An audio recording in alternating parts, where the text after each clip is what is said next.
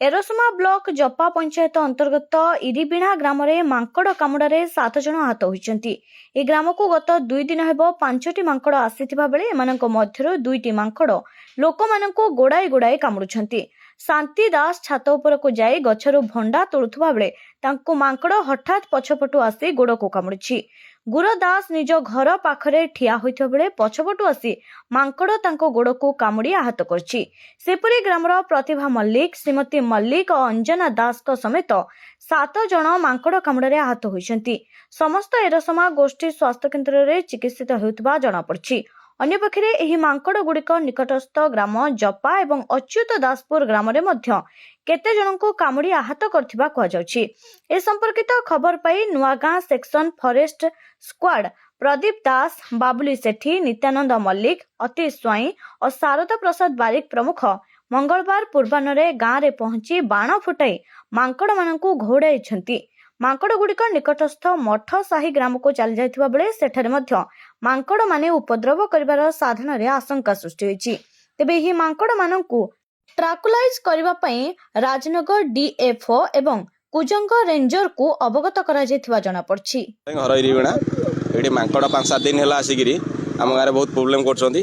हैरान करछे एमती बुढ़ा बुढ़ी की 7-8 जण कामुडी सारलानी। एटा मांकड़ कामुडा 5टी मांकड़ आइचंती, 2टा मांकड़ कामुडुचंती। 2टा मांकड़ कामुडुचंती माने फॉरेस्टर वाला आसुचंती, 2 जण आसुचंती।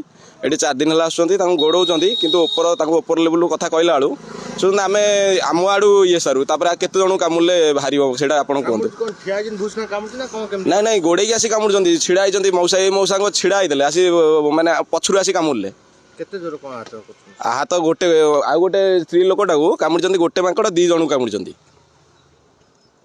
हाँ गोटे मांकड़ 2 जण गोटे जाय कामुडुचंती। एमती परिस्थिति से 80-90 वर्ष बुढ़ी लोकटे सी माने चाली बसी पारना केतले चाली जे भी सेटा ठीक नाही। चिकित्सा एरसमा जाउचंती। एरसमा त हमर किछि एते माने मेडिसिन प्रॉब्लम के सब बेले प्रॉब्लम से जगतसिंहपुर जांतु आज्ञा इंजेक्शन तो दउचंती तो एरसमा रे मिलु नाही। जगतसिंहपुर जीवा पडुची, हैरान होबा पडुची लोकंगु। फॉरेस्टर वाला किछि एक्शन नउ नादी। ग्रामर युवक हिसाब रे कोन अपील करिवि? ग्रामर युवक हिसाब रे अपील करिवि कि फॉरेस्टर वाला आसी कि मांकड़ को धरि नै जांतु। मन ना होची सती दास। बयस केते हला? बयस 60-65 हबा। मांकड़ कामला म छात को जाइथिली भंडा पारिया को आ मो पछपटरू आसी धइला मु जानिनी। आ एंती आहला आ कोन करबी पड़ी गली मांकड़ को देखी नथिली बापा पड़ी गली। केतेटा मांकड़ काम? 2टा गोटाई आसी माड़ी बसिला मु एंती पड़ी गला भीतर फेर आउ गोटा आसी माड़ी बसिला। चिकित्सा हले मेडिकल रे? हां जगतसिंहपुर जाइथिली इंजेक्शन जेतिली आग दिन नैथिले आनिकरी फेर जाइथिली। फेर काली 20 तारिख रे जीवी मानवार दिन। हाँ गोड़ू कामुड़ी देइची। हाँ मास उठे नहीं जाइची गाड़ हे जाइची गोड़। हाँ 2 जगह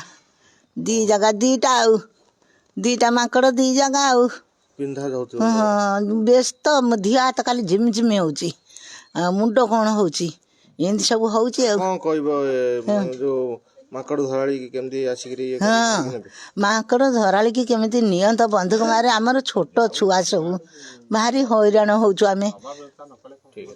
गुमो ना गुरदास इरिबिड़ा मो घर मते मांकड़ कामुड़ी मो द्वार मो गतिरे मु छिड़ा आइतिली मते आसी कामुड़ी मांकड़ कामुड़ी मो ना गुरदास आम घर होउची इरिबिड़ा मते मांकड़ कामुड़ी। बयस 102 वर्ष मांकड़ कामुड़ी। एरसमारो चंद्रजीत दास को रिपोर्ट, ओडिशा वॉइस 24।